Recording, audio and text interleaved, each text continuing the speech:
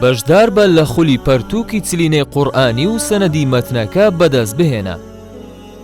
بۆ زیاتر ئاشنابوون بە قورئانی پیرۆز لە ڕێگەی فەرمودە شیرینەکانی پێغەمبەر صلی الله علیه وسلم، دەستگای نووری حیکمە بە هاوکاری کەناڵی ئاسمانی بانگەواز هەڵدەستێت بەکردنەوەی خولێک لە ڕێگەی ئۆنلاینەوە بۆ زانستخوازانی بەڕێز.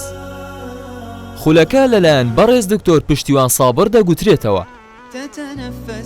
وانەکان بە شێوەی ڕاستەوخۆ لە کەناڵی ئاسمانی بانگەواز و گروپی نووری حیکمە و سۆشیال میدیای دەستگای نووری حیکمە دەبێت. پاش تەواوبوونی خولەکە بەشداربوو فۆرمێکی ئەلیکترۆنی پڕ دەکاتەوە. ئاماژە بەوە دەکات کە بینەری گشتوانەکان بووە. ئەو بەشداربووانەی کە بینەری تەواوی وانەکان دەبن بە جێبەجێکردنی ڕێنماییەکان لە کۆتاییدا سەنەدی مەتنەکەیان لەلایەن بەڕێز دکتۆر پشتیوان سابڕەوە پێدەبەخشرێت. گشت ئاگاداریەکانی ڕۆژانە و لینکی وانەکان و مەتنەکە بە شێوەی PDF لە گروپی نووری حیکمە بڵاو دەکرێتەوە. بۆیە پێویستە بەشداربوو جۆینی گروپەکە بکات.